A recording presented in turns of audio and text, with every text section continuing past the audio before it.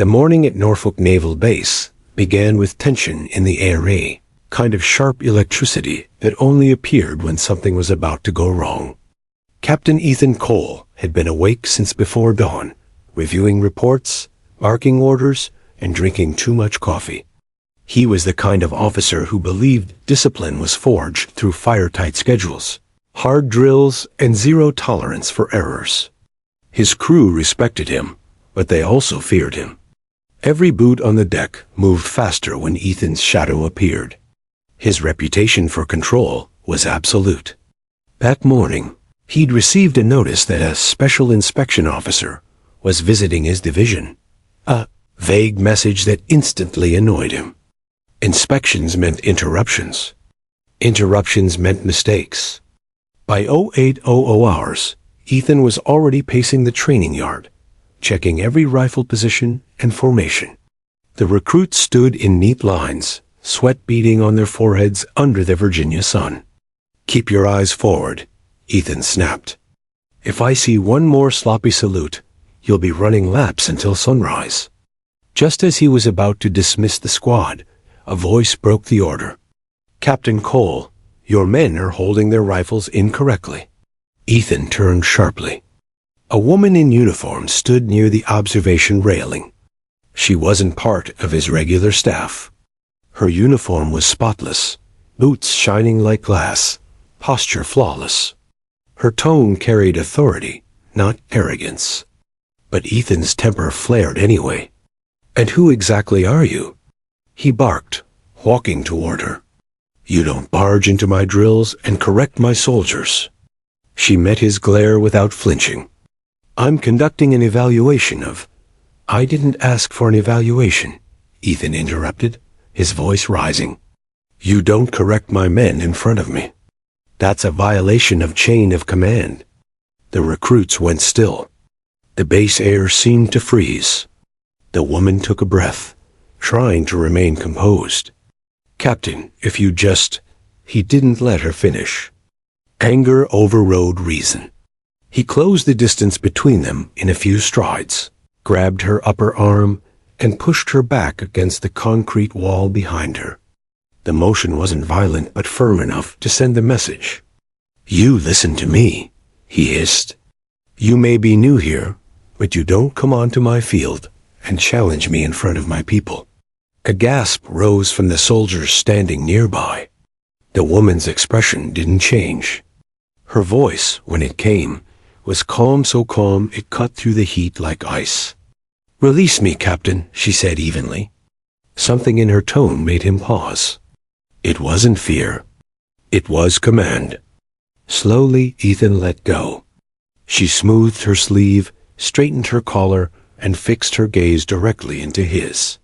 Then she said, in a clear, cold voice that carried across the entire yard, "Rear Admiral Sophia Grant, Commanding Officer, Atlantic Fleet Training Command." The silence that followed could have drowned a cannon blast. Every recruit froze. Even the seagulls circling above seemed to fall quiet. Ethan's breath hitched, his eyes widening as his brain struggled to process what she'd just said. Rear Admiral. His commanding officer. The woman he'd just shoved against a wall. Sophia took a single step closer, her eyes locked on his. "I believe we've just established who challenges whom," she said, voice still composed, but edged with steel. Ethan opened his mouth, but nothing came out. His throat was dry. The adrenaline that had fueled his anger moments ago turned into cold dread. "Admiral." He started, but she lifted a hand to silence him. "Not another word, Captain." Her tone wasn't loud, yet it carried more weight than a shout. "Dismiss your men." He turned toward his squad, his voice unsteady for the first time in years. "At ease, dismissed." The soldiers scattered quickly, whispering under their breath. Ethan could feel their eyes on him, some pitying, others horrified. His stomach twisted. Sophia waited until the yard was empty before speaking again. "I arrived 15 minutes early," she said. "I wanted to observe your leadership quietly." Instead, I found a captain who mistook rank for respect. Ethan stood rigid, heart pounding. Admiral, my behavior was unacceptable, she finished for him. If this were a different situation, you'd already be in front of a disciplinary board. But I don't believe in ending a career over one moment of arrogance. Her words stung more than anger would have. However, she continued, you will report to my office at 0600 every morning for the next 3 months. You will assist me directly in operational reviews. Consider this an opportunity to remember what leadership looks like from the ground up. Yes, Admiral, Ethan managed, his voice small.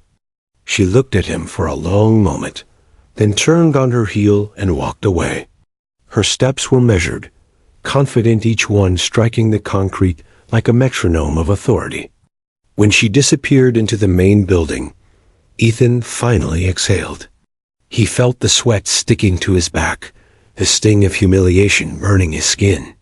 He had spent 15 years building a flawless career, and in 30 seconds, he had almost destroyed it. He replayed the moment again and again in his head. The anger, the touch, her calm reaction, the realization. He had faced combat, storms, and fire, but he had never felt fear like this. That evening, as the sun set over the base, Ethan sat alone in his quarters, staring at the wall. The rhythmic sound of waves in the distance was usually calming, but tonight it only reminded him of the storm he had created. He poured himself a cup of coffee and tried to focus on the reports in front of him, but every line blurred. His mind kept returning to the look in Sophia Grant's eyes-controlled power, quiet authority, the kind that didn't need volume to command obedience. He rubbed his temples. What the hell were you thinking, Cole? He muttered under his breath. You just manhandled an admiral. The thought made his stomach twist again. He'd seen officers court-martialed for less. And yet, part of him was curious. Why hadn't she filed an official report? Why had she chosen to make him work under her instead of punishing him formally? Maybe she wanted him to suffer through the humiliation every single day. Or maybe, just maybe, she saw something in him worth salvaging. The thought was both terrifying and strangely grounding. He leaned back in his chair, staring out the small window toward the sea. The horizon was red with the last light of day, fading into purple clouds. Somewhere out there, beyond the docks, Rear Admiral Sophia Grant was probably writing her first impression report, and he had given her one hell of an impression. The clock struck 2,100 hours. Ethan stood, straightened his jacket, and set his alarm for 0530. Tomorrow, he would walk into her office and face whatever came next. For the first time in years, Captain Ethan Cole felt the unfamiliar weight of humility pressing on his chest. The confident, sharp-tongued officer had been silenced not by rank, not by punishment, but by the quiet authority of a woman who didn't need to shout to command the room. And as the lights flickered off and darkness filled his quarters, one truth echoed in his mind.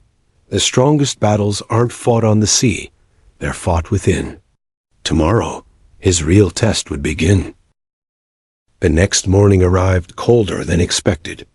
A sharp wind swept through the naval base, cutting through the dawn mist. Captain Ethan Cole walked toward the command building in full uniform, boots polished, posture painfully stiff. The humiliation of yesterday clung to him like a second skin. Every salute from a passing officer felt heavier than usual. Every look seemed to carry silent judgment. At precisely 0559, he stopped outside Rear Admiral Sophia Grant's office. The polished brass nameplate glinted under the fluorescent lights. Commanding Officer, Atlantic Fleet Training Command. He took a slow breath and knocked. Enter, came her voice, calm but clipped. He stepped in, saluting sharply. Captain Cole reporting as ordered, Admiral. Sophia didn't look up immediately. She was reading a file, her expression unreadable. The office was immaculate, neat stacks of reports, a single plant by the window, a map of the Atlantic pinned behind her desk. Every inch of it screamed control and precision, much like the woman herself. After several seconds of silence, she finally set the folder down. "You're punctual," she said. "Good. Sit." Ethan obeyed. She studied him for a long moment, eyes like cold steel, assessing the damage. "Do you understand why you're here, Captain?" "Yes, ma'am," he replied. "To assist you with operational reviews." Her eyebrow twitched slightly. "That's the assignment." "I asked why you're here." Ethan hesitated. "Because of my conduct yesterday." Sophia leaned back, folding her arms. "Conduct is a polite word for it." His jaw tightened. "I take full responsibility, Admiral." "I'm sure you do," she said dryly. "But taking responsibility doesn't erase the behavior. You struck out of arrogance, not purpose. I don't tolerate that kind of command culture in my fleet." Her words were calm, but cut deeper than any shout. Ethan had been dressed down before by generals, admirals, even battlefield commanders, but this was different. Her tone wasn't angry. It was disappointed. And somehow that stung more. Sophia continued, "You've built a record of strong performance, but you lead through fear. I read the reports. Your unit obeys you, yes, but obedience born from fear collapses under pressure." Ethan clenched his fists under the desk. He wanted to argue, to defend his methods. But deep down, he knew she was right. "I won't dismiss you," Sophia went on. "But you will learn. You'll shadow me for the next 3 months. Watch how I lead, how I handle men and women who outrank or challenge me. You'll learn the difference between command and control." Her gaze met his. "Do you have a problem with that?" "No, Admiral." "Good. Then get me the logistics file for Operation Wavecrest and sit in on the meeting at 0900. He stood, saluted, and left the room with his pride, still bruised but intact. For the next few days, Ethan followed her everywhere: briefings, inspections, communications meetings. She never raised her voice, never lost her composure, yet every person she spoke to responded with sharp attention. She didn't demand respect. She earned it simply by existing in command. Ethan began to notice things he'd missed before. The way she listened before giving orders. The way she asked for reports instead of barking them. The quiet trust that flowed between her and her officers. There was no fear, only respect. One afternoon, as they walked along the docks inspecting a new submarine unit, Ethan broke the silence. "Permission to speak freely, Admiral?" Sophia nodded. "Why didn't you report me?" She stopped, hands clasped behind her back. "Would it make a difference now?" "I'd probably be out of uniform," he said honestly. Sophia's eyes softened, though only slightly. "Maybe, but I don't believe in destroying potential. You made a mistake, Captain, not a crime. My job isn't to end careers. It's to shape better leaders." Ethan fell silent, unsure how to respond. That was the moment he realized she wasn't just testing him, she was teaching him. Over the next few weeks, the dynamic between them began to shift. The tension that once filled every interaction slowly gave way to a cautious rhythm. Sophia remained firm, professional, and distant, but Ethan found himself admiring her precision. One morning, during a strategy review, Ethan presented a logistics plan for an upcoming joint exercise. He'd spent all night preparing it. When he finished, Sophia scanned it for less than a minute before speaking. "You've allocated more personnel than required," she said. "This creates redundancy and weakens maneuver flexibility." Ethan frowned. "With respect, Admiral, additional personnel reduce response time in emergencies." "Not if they become dead weight," she countered calmly. Their eyes locked. The room was silent except for the ticking of the wall clock. Finally, Sophia set the report down. "Adjust your plan, Captain." Efficiency over comfort. Dismissed.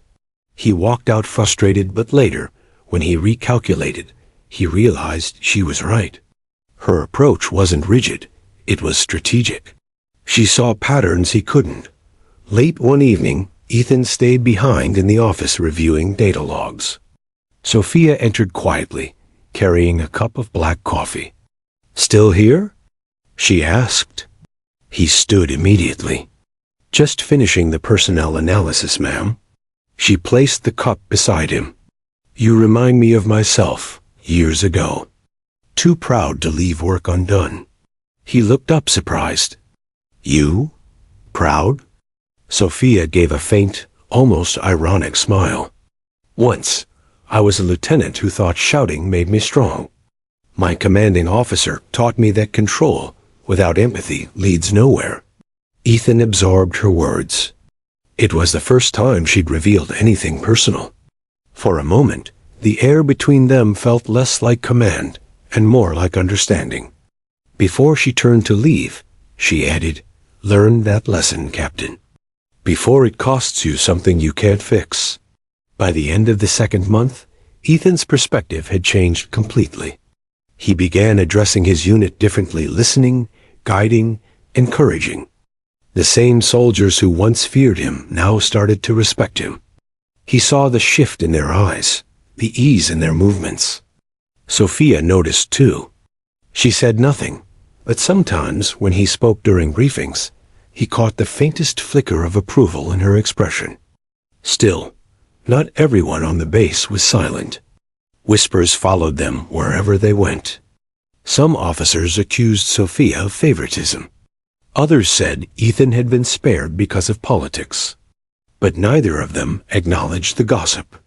One day, as they reviewed progress reports, Ethan finally asked, "Doesn't the talk bother you, Admiral?"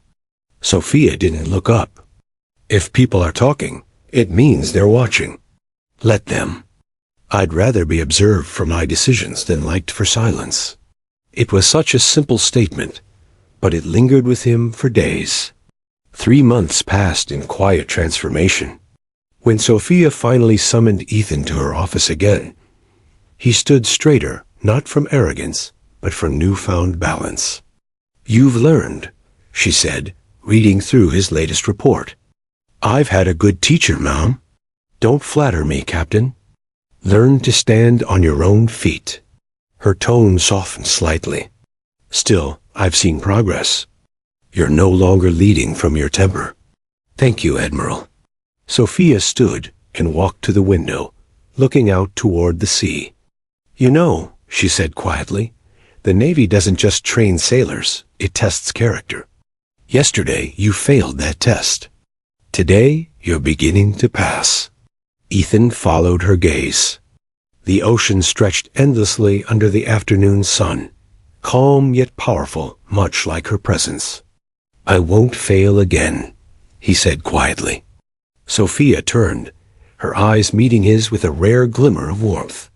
"See that you don't, Captain. Because the sea doesn't forgive pride, and neither do I." She dismissed him with a small nod. As Ethan stepped out into the hallway, a strange calm filled him. The humiliation that had once haunted him had turned into something sharper, cleaner respect. For her, for leadership, for the idea that strength without discipline meant nothing.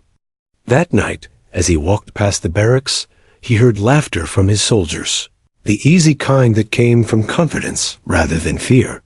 For the first time, Ethan didn't feel the need to silence it. He smiled faintly and kept walking.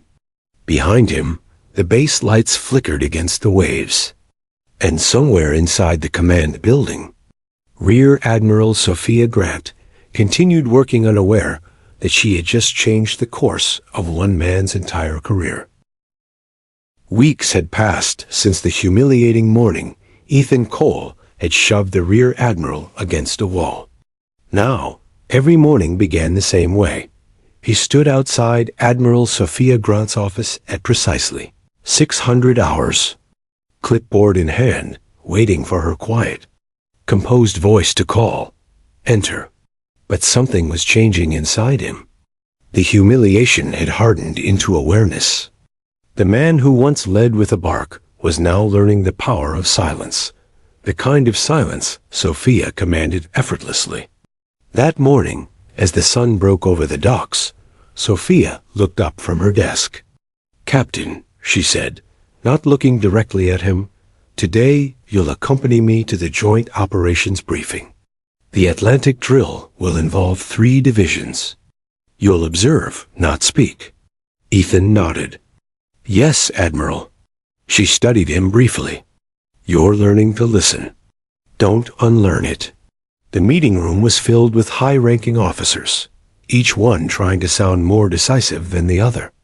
Maps spread across the table, red markers dotting the Atlantic routes. The discussion turned chaotic voices overlapping, strategies clashing. Ethan kept his eyes forward, hands clasped behind his back. He watched as Sophia stayed silent until the noise reached its peak. Then she simply tapped her pen on the table. The room fell quiet. She stood slowly, gaze sweeping over the group.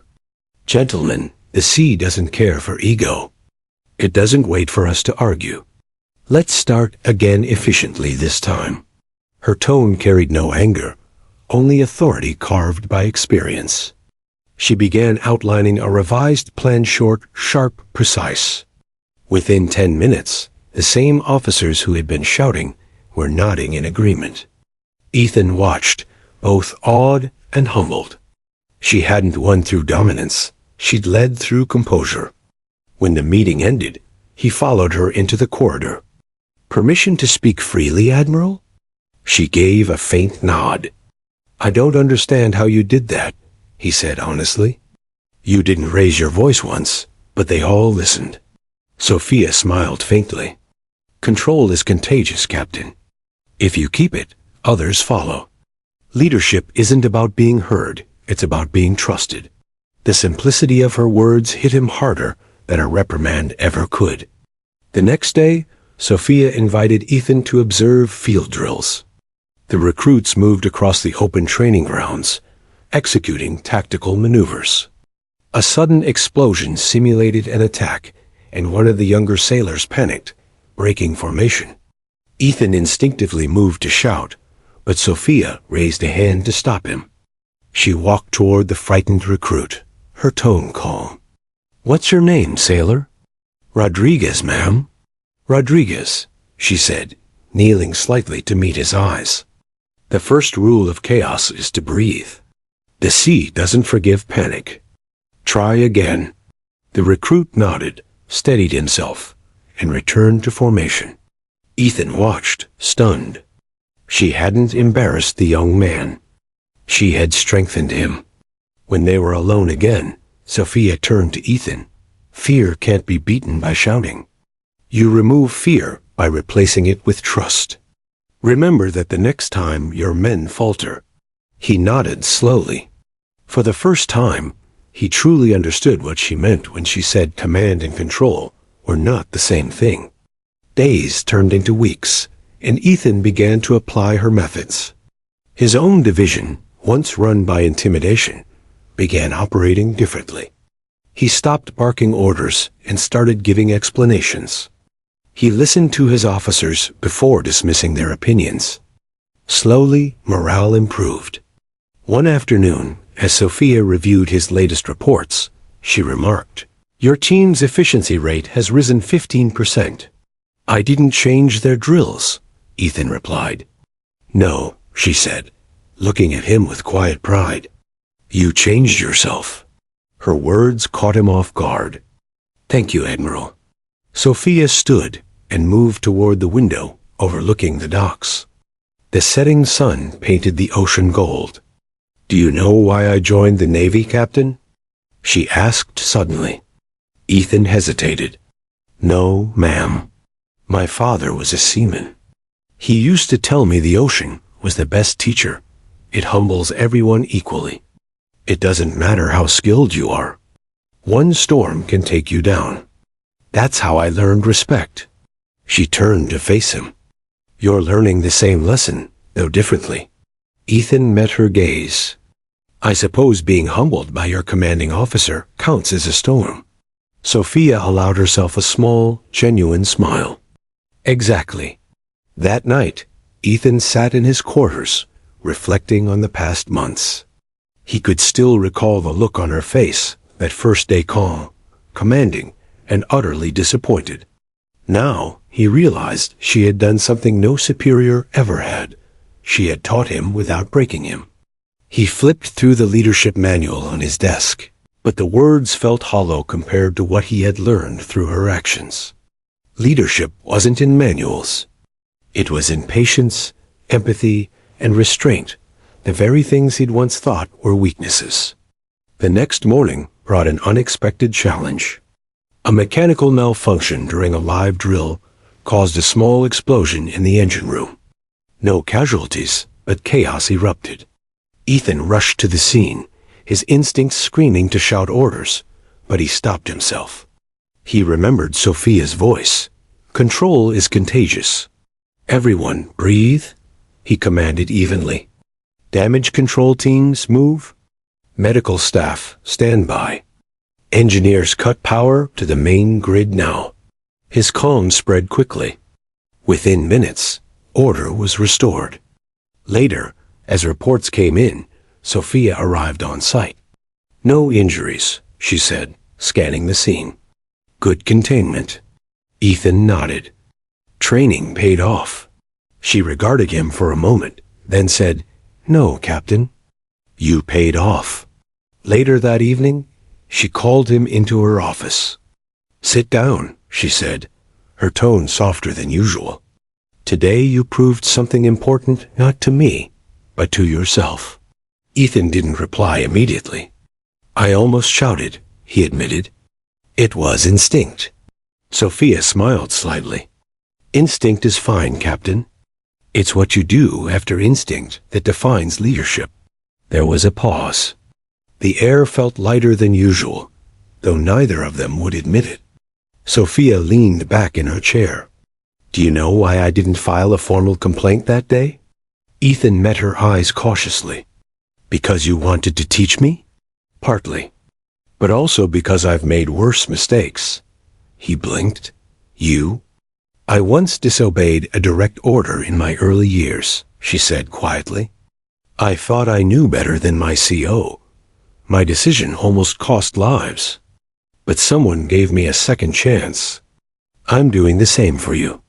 Ethan's chest tightened. I won't waste it. I know, she said simply. As he left her office, Ethan realized something unexpected.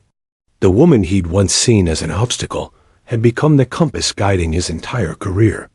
Her lessons were not written in lectures, but carved into the moments of failure, humility, and change. That night, standing on the pier, he looked out over the ocean. The waves shimmered under the moonlight, restless but rhythmic like the pulse of the Navy itself. For the first time in years, he felt peace. He understood now what Sophia had meant when she said the sea humbles everyone equally. He had been broken, reshaped, and rebuilt not by punishment, but by the quiet strength of a leader who saw beyond his flaws. And though he didn't know it yet, the next challenge waiting for him would test everything she had taught him. Because soon, the calm would end, and the ocean, his oldest adversary, was about to remind them both who was truly in command. The Atlantic was dark that morning, a heavy blanket of clouds pressing low over the horizon. The sea churned, restless and unpredictable. The fleet's radar screens flickered, picking up flashes of movement where there should have been none. Captain Ethan Cole stood on the bridge, jaw tight, eyes fixed on the data streaming across the monitors. The wind howled against the glass like a living thing. Sir, transmission from command, the communications officer reported. Distress signal from the Horizon civilian research vessel, 200 nautical miles northeast. Lost power in the storm and taking water fast. Ethan's pulse quickened. Any rescue units closer? Negative, sir. We're the nearest operational ship. For a moment, Ethan hesitated. The storm was intensifying, heading straight toward the distress zone. Launching a rescue would mean steering directly into chaos. But then he heard the familiar, calm voice behind him. "Do it." He turned. Admiral Sophia Grant stood at the doorway, her uniform immaculate despite the storm's roar outside. Her expression was unreadable, but her eyes carried steel. "Ma'am, the storm's building past safe thresholds," Ethan said. "We could lose visibility, control." "Captain," she interrupted softly, "there are 23 souls aboard that vessel. Safe thresholds don't apply anymore." Ethan met her gaze, then nodded sharply. "Aye, Admiral." Helm set course northeast, full speed. Prep rescue teams for deployment. The deck rumbled beneath their feet as the destroyer carved through the rising waves. Hours later, the storm swallowed them whole. Sheets of rain lashed the deck. Lightning cracked across the black sky. Every wave slammed against the hull with bone-shaking force. The horizon vanished into a whirl of gray water and white fury. Sophia stood beside Ethan on the command deck, one hand braced against the console. Visibility at 30 meters and dropping. A crewman shouted. "Keep radar locked on the horizon's last coordinates," Ethan ordered.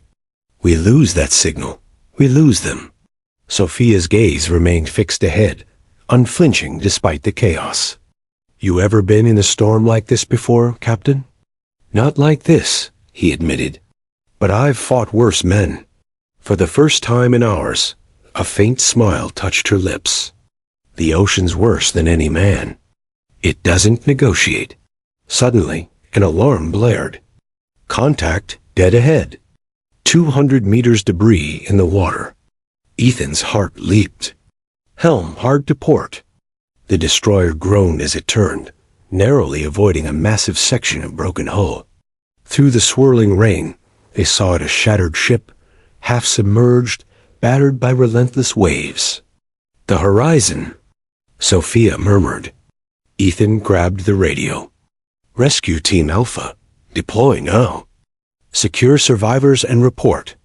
Within seconds, lifeboats dropped into the violent sea, their lights bobbing like fireflies in the storm. Sophia leaned over the comms. "Team Alpha, maintain tether line to the main ship. No one drifts beyond visual range."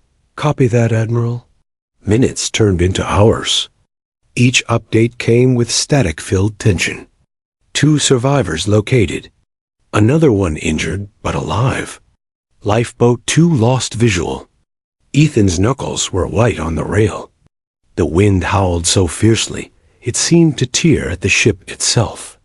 Sophia stayed silent, eyes never leaving the water. Her calm steadied everyone on the bridge, even Ethan, who felt his own resolve fraying under the weight of responsibility. Then, "Captain, Lifeboat 3 capsized. We've got men overboard." Sophia didn't hesitate. "Prepare secondary rescue now." Ethan turned sharply. "Admiral, we can't launch another team. Wind's too strong."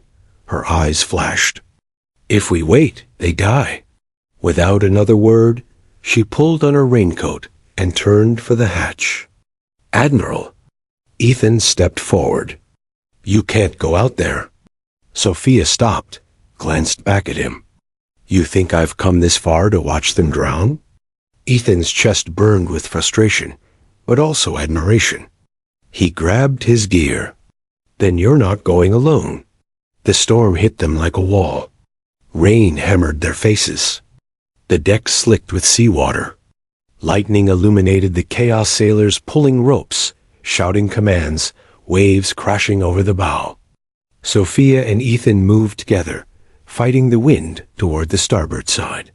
The overturned lifeboat bobbed a few hundred meters away. Through the lightning flashes, Ethan saw 2 figures clinging to the wreckage. "Rope line," he shouted.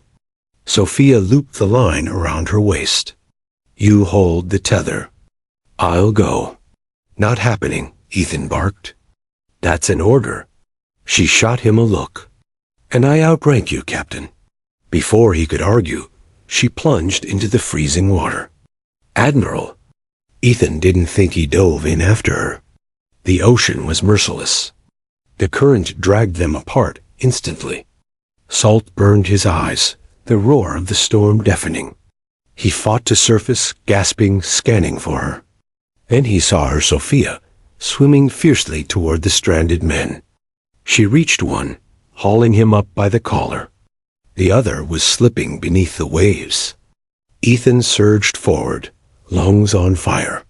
He caught the second man's arm just before the sea claimed him, pulling him toward Sophia. Together, they secured both survivors to the rescue line.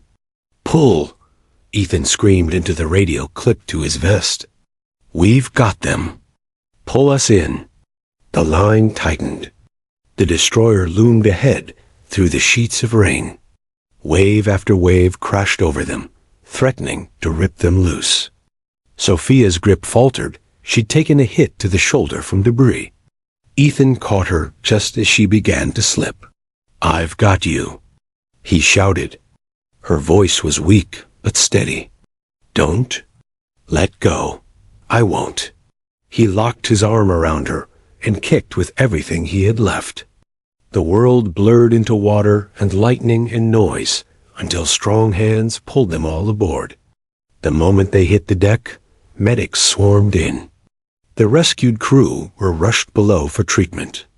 Ethan knelt beside Sophia, chest heaving, water streaming from both of them. "You're insane," he panted.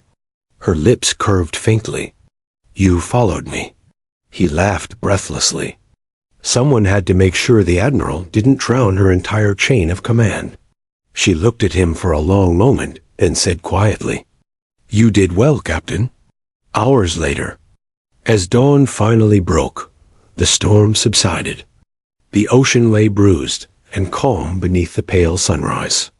The destroyer, battered but intact, turned homeward. Ethan stood on deck, watching the waves. Sophia approached, her arm in a sling. "Medical says you'll live," he said lightly. "I've survived worse," she replied. Then, softer, "You disobeyed an Admiral's direct order." He smirked. "So did you?" For the first time, she laughed a quiet, rare sound. "Fair enough." They stood in silence for a while, listening to the sea. "Captain," she said finally, "what you did out there, it's what leadership looks like. You didn't shout. You didn't panic. You just acted. Remember that." Ethan nodded, his voice low. "I learned from the best." She turned toward him, her expression soft but unreadable. "The ocean tested us both today. Next time, it won't be as kind." He met her gaze steadily. "Then I'll be ready." Sophia smiled faintly. "Yes, I think you will." That night, as the destroyer cut through calm seas, Ethan stood alone on the bridge. The ocean stretched endless and silent before him. He thought of the storm, the chaos, the fear, the way she had plunged into death without hesitation. And how, for the first time in his career, he hadn't seen an admiral and a captain. He had seen equals. The storm had stripped away ranks and protocol, leaving only truth. And the truth was this: he would follow her anywhere. But deep down, he knew something else was changing, something he couldn't name yet. Because the next mission waiting for them would not only test their duty, it would test their hearts. The Atlantic was calm for the first time in days. The sea that had once roared with fury now shimmered like polished glass beneath the morning sun. The destroyer USS Valor cruised steadily back toward Norfolk, carrying its battered crew and 24 survivors who owed their lives to a reckless, impossible rescue. But on board, the storm hadn't truly passed. It had just changed form. Captain Ethan Cole leaned against the railing of the deck, staring out at the horizon. His uniform was freshly pressed, his demeanor as composed as ever, but inside, his thoughts churned. The moment he'd grabbed Admiral Sophia Grant out of the storm still replayed in his head like a scene he couldn't escape. He could still feel the weight of her hand gripping his arm, her words echoing over the wind. Don't let go. He hadn't. Not in the storm. Not after. And now, he wasn't sure if he could let go at all. The ship's intercom crackled. Captain Cole, report to Admiral Grant's quarters. His heart thudded once loud, deliberate. On my way, he said, masking his nerves. Sophia's cabin was at the stern, overlooking the sea. When Ethan entered, she was standing by the window, her sling gone, though her shoulder still showed signs of the injury. Papers covered her desk, mission debriefs, rescue reports, and stacks of commendation forms. She turned when he entered, her face calm but her eyes softer than before. Captain, she greeted. At ease. He nodded, standing straight, but not tense. You wanted to see me, Admiral? Yes, she said, motioning to the seat across from her. Sit. He obeyed. She studied him for a long moment before speaking. Do you know how many messages I've received since that rescue? Can't say I do, ma'am. 17. From command, from Washington, from the media. They're calling it a miracle operation. He allowed a small smile. Then I'll assume we're not in trouble. Her lips curved faintly. Not quite. Though I should have you court-martialed for insubordination. He straightened. If you're referring to diving after you, Admiral. I'm referring, she interrupted gently, to the way you risked your life without hesitation. Ethan hesitated, unsure if it was praise or reprimand. It seemed the right call. It was, she said quietly. And that's what bothers me. He frowned. Bothers you? Sophia moved closer to the window, her silhouette framed by the light. You're too used to carrying everything alone, Captain. Command doesn't mean doing everything yourself. It means trusting others to fight beside you. He studied her, her reflection faint in the glass. Is that what you did? In the storm? She turned slightly, her expression unreadable. I did what I had to. Just like you. Silence filled the room for a moment. The air between them was charged, not with tension, but with something unspoken, fragile. Finally, Sophia exhaled. Command has ordered both of us to attend the debrief in D.C. tomorrow. They want a full report of the rescue. Ethan nodded. Understood. She looked at him directly now. And Captain, when we stand in that room, we'll do so as one voice. Not as an admiral and a captain. As leaders. He met her gaze. Aye, Admiral. She smiled faintly. Good. Now go get some rest before the press decides to make a hero out of you. He rose but lingered at the door. With respect, ma'am. You're the real hero. You jumped first. Sophia's eyes softened. And you followed without thinking. That's what makes a good captain. Their gazes held for one quiet, unguarded second. Then she turned away, and the moment was gone. The next morning, the Valor docked at Norfolk. The pier was swarming with officers, reporters, and flashing cameras. Ethan walked beside Sophia as they disembarked, both in full uniform, medals gleaming, faces unreadable. As soon as they stepped onto solid ground, microphones were thrust toward them. Admiral Grant. Captain Cole. How did you pull off the rescue? Was there ever a moment you thought you wouldn't make it? Captain, is it true you disobeyed direct orders to save her? Sophia's head turned slightly toward Ethan, the faintest hint of amusement in her eyes. She faced the crowd and said, The men and women of the United States Navy don't think in terms of risk or fear. We act because lives depend on it. Captain Cole and his crew exemplified that principle. Applause rippled through the onlookers. Cameras flashed. Ethan stayed silent, his gaze fixed on her as she spoke, not just because of her words, but the way she carried herself. composed, firm, magnetic. When she finished, she gestured for him to speak. He cleared his throat. "We don't follow the sea because it's easy," he said. "We follow it because it tests what we're made of." This rescue wasn't about orders. It was about trust. The crowd erupted again. Sophia glanced sideways at him, a subtle acknowledgement, a wordless well done. That night, the two of them sat in a quiet Navy lounge overlooking the water. The press had left. The debriefs were done. Outside, the lights from the harbor shimmered like stars on the waves. Ethan nursed a cup of coffee. Sophia held a glass of whiskey, untouched. "So," he said softly, "how long before command buries us in paperwork?" She chuckled, a rare, genuine sound. "Already happening.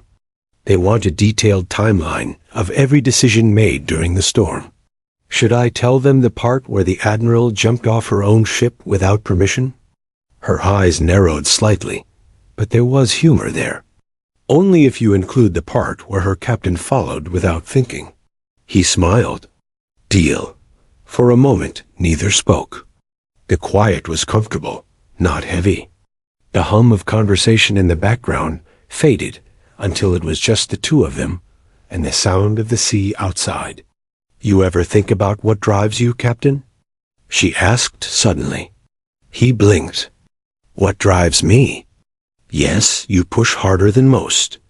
It's not ambition, I can see that. It's something else." He stared at his reflection in the dark glass. "Maybe it's the fear of becoming irrelevant, of not being needed." Sophia looked at him, her expression softening. "That's not fear. That's purpose. You just don't realize it yet." He glanced at her, a faint smile tugging at his lips. "You always talk like that?"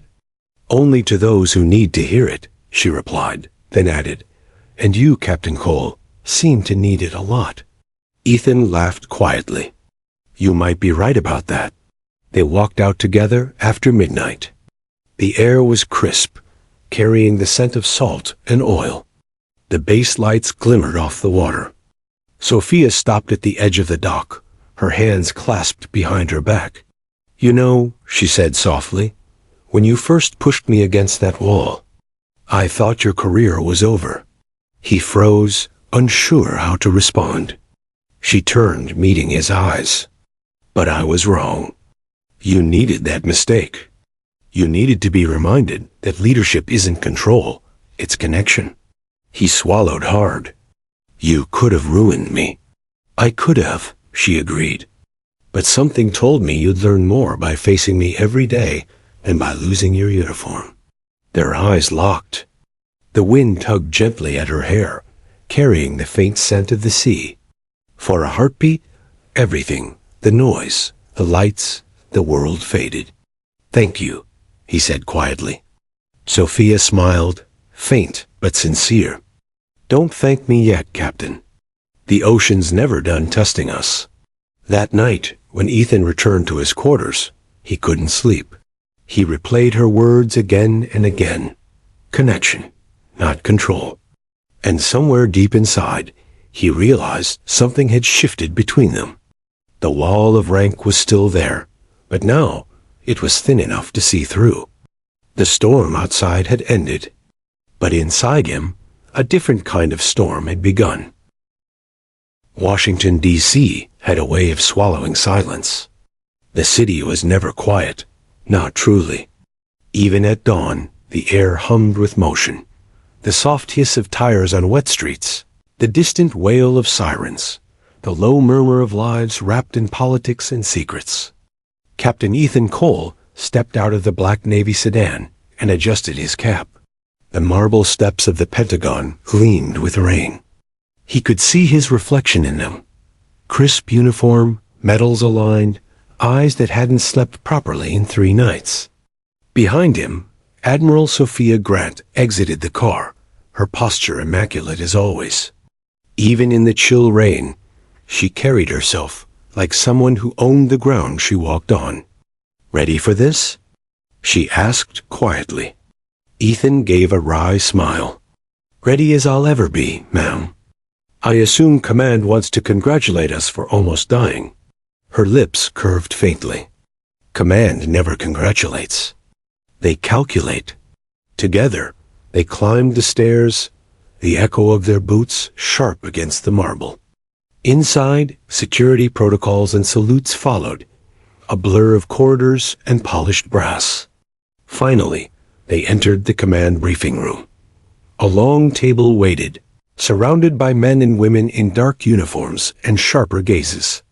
At the head sat Admiral Pierce, the Navy's chief of operations, gray-haired, lean, and known for his ruthless precision. Admiral Grant, Captain Cole, he greeted curtly. Take your seats. They did. Pierce clasped his hands. Your actions during the Horizon rescue have drawn national attention. The President himself requested your report. Sophia nodded. We acted in accordance with protocol, sir. Given the protocol? Pierce interrupted. You dove into a Category 5 storm. You disobeyed standing safety orders. You risked a $1.2 billion destroyer to save a civilian ship. His words cut the air. Ethan sat still, jaw tight. Pierce's eyes moved to him. Captain Cole, who authorized the decision to proceed? Ethan spoke steadily. I did, sir.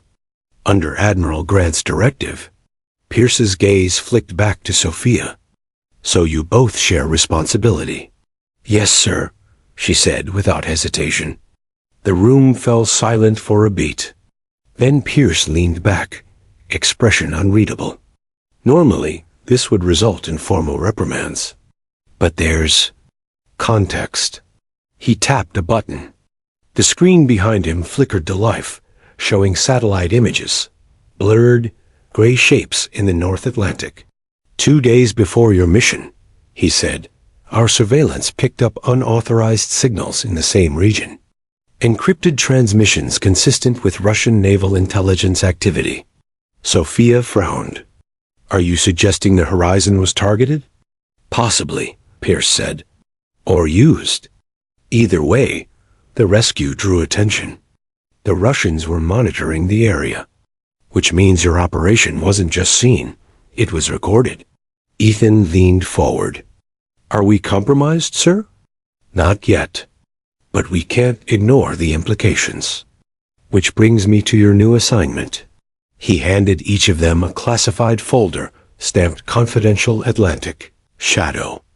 You're being reassigned to an intelligence task force. Mission code, Shadow Current. You'll lead a joint operation to locate and intercept a rogue vessel believed to be carrying stolen encryption technology. The Horizon may have been a cover to move it. Sophia glanced up sharply. And where to retrieve it? Pierce's cold smile barely reached his eyes.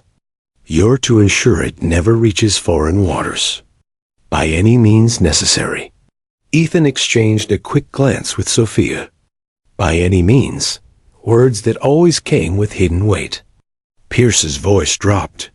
You leave within 48 hours. Dismissed. Outside, the rain had turned to mist. They walked together down the Pentagon steps, neither speaking for a while. Finally, Ethan said, he didn't give us a choice. Sophia's tone was low. We never really have one. He glanced at her. You think this is about national security? She shook her head. This is about politics. They saw a headline opportunity, the Admiral and Captain, who survived the storm, now saving the country. It's theater. Ethan exhaled. And we're the actors. Sophia's eyes met his. We're the ones who make sure the show doesn't collapse. They walked on in silence. That evening, Ethan sat alone in the guest quarters of the Navy Lodge, the classified folder open in front of him. Inside were photos of a cargo vessel named the Daria, flagged under a false registry. Last seen 300 miles east of Nova Scotia. The notes were sparse, deliberately vague. But one line caught his attention. Possible internal leak. Exercise discretion. A leak. Inside command. He closed the folder, leaning back. His instinct screamed that this mission wasn't about retrieval. It was about containment. Someone wanted this tied off quietly, before the media or Congress sniffed the truth. The door buzzed. He opened it to find Sophia standing there in civilian attire. Dark coat, hair loosely tied, the faintest fatigue under her eyes. "May I come in?" she asked. "Of course." She stepped inside, looking around the small room. "Command briefed me on the same material. They're keeping something from us." Ethan nodded. "There's a line about an internal leak." She gave a slight smirk. "You caught that too." They stood close over the table, reviewing the documents.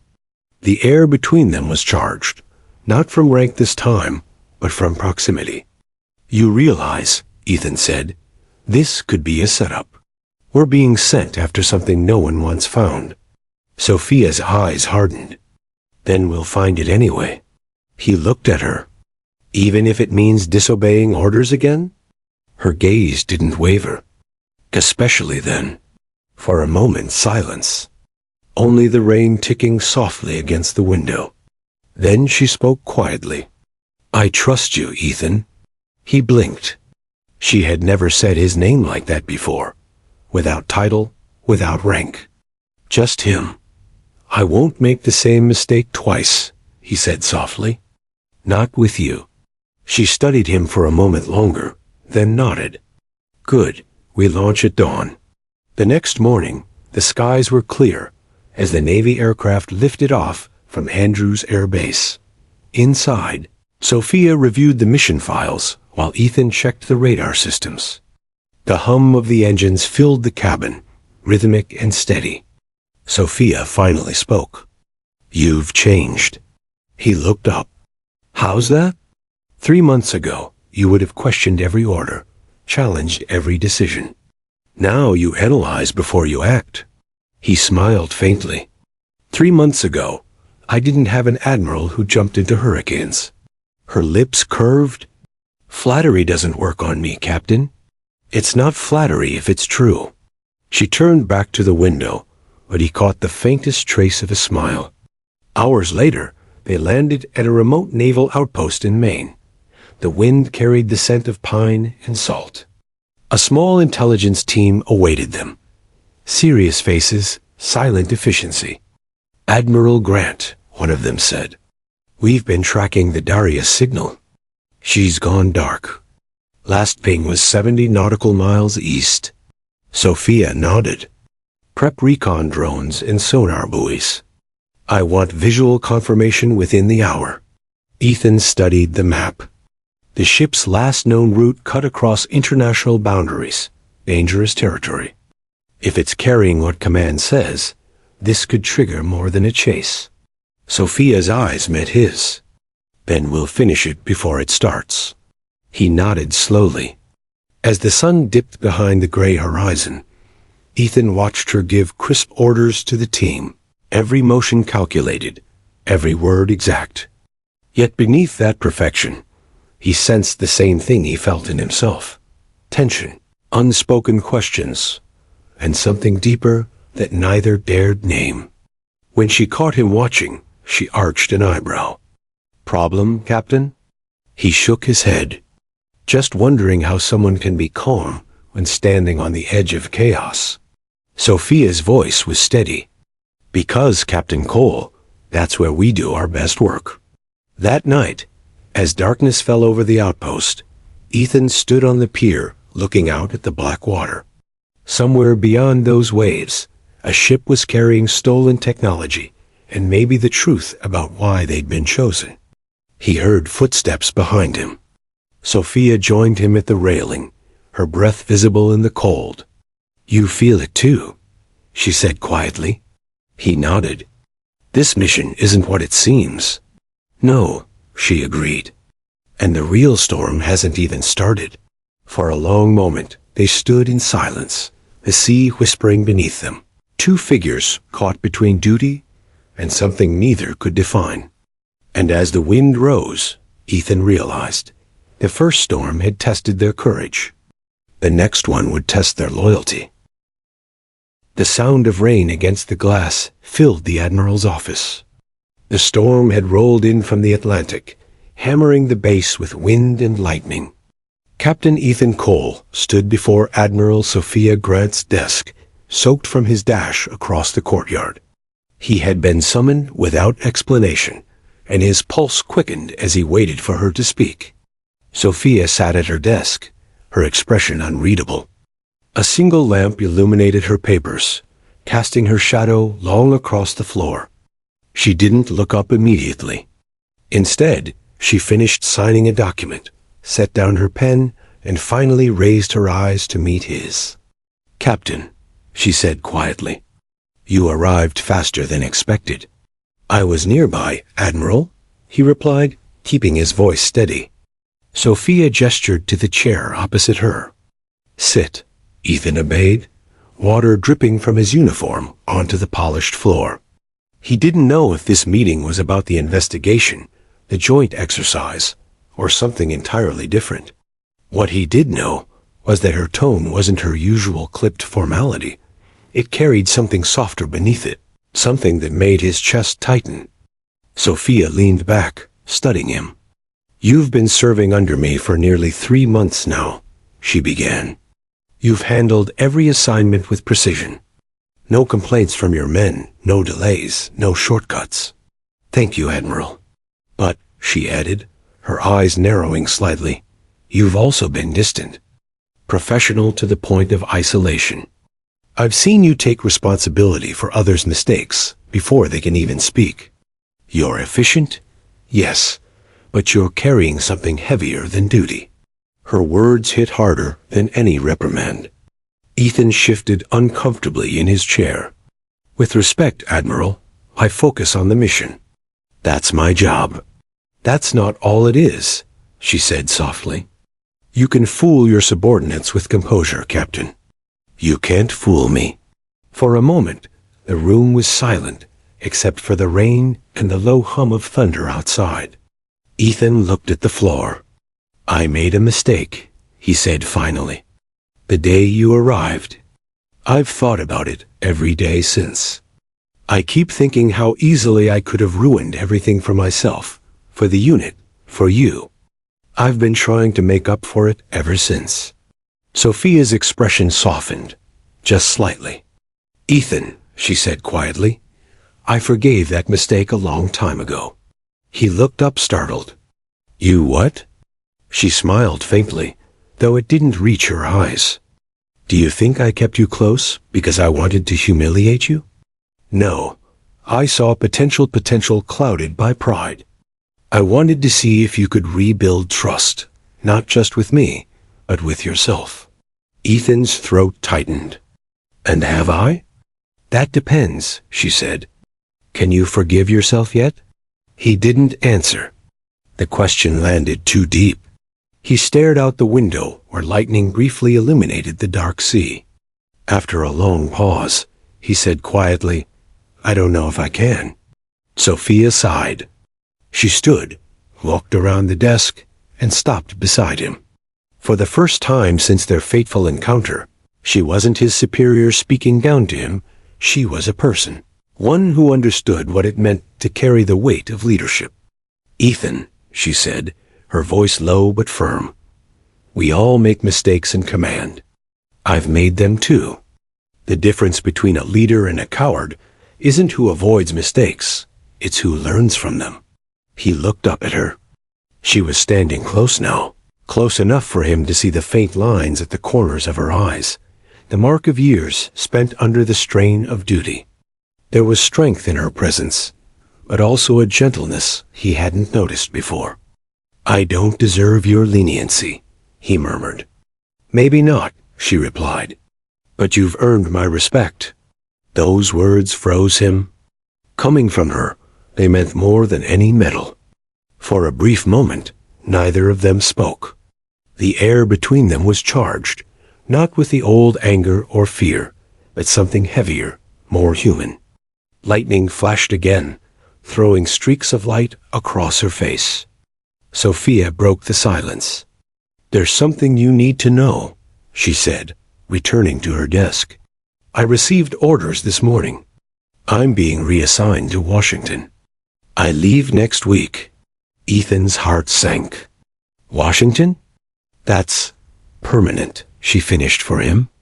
I'll be overseeing fleet training policy, which means my command here will transfer. To you, he blinked. To me? She nodded. You've earned it, Captain. The recommendation's already been signed. He sat there in stunned silence, a dozen emotions swirling inside him: shock, pride, disbelief, and something else he couldn't name. The idea of commanding the base without her felt wrong, incomplete somehow. Sophia watched his reaction carefully. You'll do well, she said.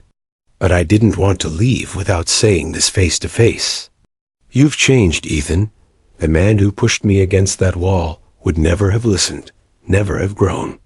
But the man sitting here tonight, he's become the officer I hoped he could be. He swallowed hard. Thank you, Admiral, he said, his voice low. For everything. She gave a faint nod. You'll report to my office at 0600 tomorrow for final transition briefings. After that, it's your ship to steer. As he rose to leave, she added quietly, And Captain? He turned. Yes, ma'am? Don't let your guilt define you. Let your integrity do that. He stood at attention, saluted sharply, and then left. The door closed softly behind him. Sophia stood there for a moment, staring at the empty doorway, then exhaled a breath she hadn't realized she was holding. She had faced senators, admirals, even hostile foreign officers, but saying goodbye to Ethan Cole had been harder than she expected. Outside, the storm raged on. Ethan walked across the courtyard, rain pelting his face, the taste of salt and wind filling his lungs. Every step echoed with the memory of her voice. He had earned her respect, but why did it feel like losing something greater? When he finally reached his quarters, he pulled off his soaked jacket and sat on the edge of his bunk. The base felt different now, emptier, colder. He knew what was coming next. Ceremony, transfer papers, endless meetings. Yet all he could think about was the look in her eyes when she told him she respected him. For years, he'd lived by the rules of command: no emotion, no weakness, no attachment. But somewhere in the months of serving under Admiral Sophia Grant, he had begun to see the strength in compassion, the courage in restraint. And now, as the storm rolled over the base, Ethan Cole realized something he had never dared admit before. He didn't just respect her. He admired her. And admiration, in its quietest form, was dangerously close to something more. The morning sun spilled across the Norfolk Pier, glinting off the rain-slicked deck of the USS Valor. The air smelled of salt and oil, crisp and sharp, carrying the promise of both endings and beginnings. Captain Ethan Cole stood at attention, uniform perfect, medals gleaming in the early light. Today, he would officially assume command of the base. But for all the ceremony, all the discipline, Ethan's mind wasn't on the paperwork or the parade. It was on the woman waiting beside the ship's gangway, Rear Admiral Sophia Grant. She wore her dress uniform, impeccable as ever, the single ribbon of the Horizon mission gleaming on her chest. The storm had left its mark, but she carried herself with unshakable strength. Her eyes found Ethan's, and for a heartbeat, the world narrowed to the two of them. Captain Cole, she said softly, her voice cutting through the morning wind. Are you ready? I think so, Admiral, he replied, though his voice wavered slightly. Sophia nodded, though her expression betrayed the faintest hesitation. I've trained you to handle this base. But remember, leadership isn't just following orders. It's knowing when to trust your instincts, even if no one else understands them. Ethan's chest tightened. I understand. I hope so, she murmured. Because there will be times when your judgment alone decides the lives of men and women who trust you. The brass band began to play, signaling the start of the ceremony. Officers lined the pier, standing at attention, eyes forward, their disciplined faces betraying nothing of the tension in the air. But Ethan barely noticed. He watched Sophia step forward, straightening the folds of her uniform, her gaze sweeping across the assembled officers. For years, she had commanded respect through authority and composure. Now, she commanded it through presence alone. When the ceremony ended, and Ethan's promotion was formally recognized, Sophia stepped close, lowering her voice so only he could hear. "Don't let this weight crush you," she said. "You're ready, Ethan, more than you think." He swallowed hard. "I won't, not after everything you've taught me." She studied him for a long moment. The wind tugged gently at her hair, and for a split second, Ethan allowed himself to imagine what it might be like if the world weren't so rigid, so governed by rank and protocol. Then she spoke again, softer this time. "There's something I should say before I leave." Ethan's pulse quickened. "Yes, ma'am?" Her eyes met his fully now, unflinching. "The first day you pushed me, I could have reported it. You could have lost everything. But I didn't. I gave you a chance to prove yourself, not just to me, but to yourself. And you have. I've watched you grow into a man who commands not with fear, but with respect. Not by force, but by understanding." He blinked, caught off guard by the vulnerability in her tone. "Admiral?" She raised a hand gently. "Don't speak, just know that you've earned something rare. Trust, confidence. In my view, a kind of courage that goes beyond the battlefield." Ethan felt his chest tighten. Words failed him. The lessons, the storms, the missions, they all culminated in this moment of quiet, unspoken truth. Finally, she straightened, her uniform flawless, her authority absolute. "I leave today for Washington. New responsibilities, new challenges. You will command here. Keep the crew safe. Lead with integrity. And remember, control is contagious." He nodded, words still lodged in his throat. "I will, Admiral, always." She gave a faint smile, the kind that held a mixture of pride and farewell. Then she stepped onto the gangway, her posture unyielding, every motion deliberate. The helicopter waiting on the deck of the base thrummed to life, engines vibrating through the morning air. Ethan watched, rooted to the spot as she ascended. The wind caught her coat briefly, and he could swear she turned her head, just for a moment, to look back at him.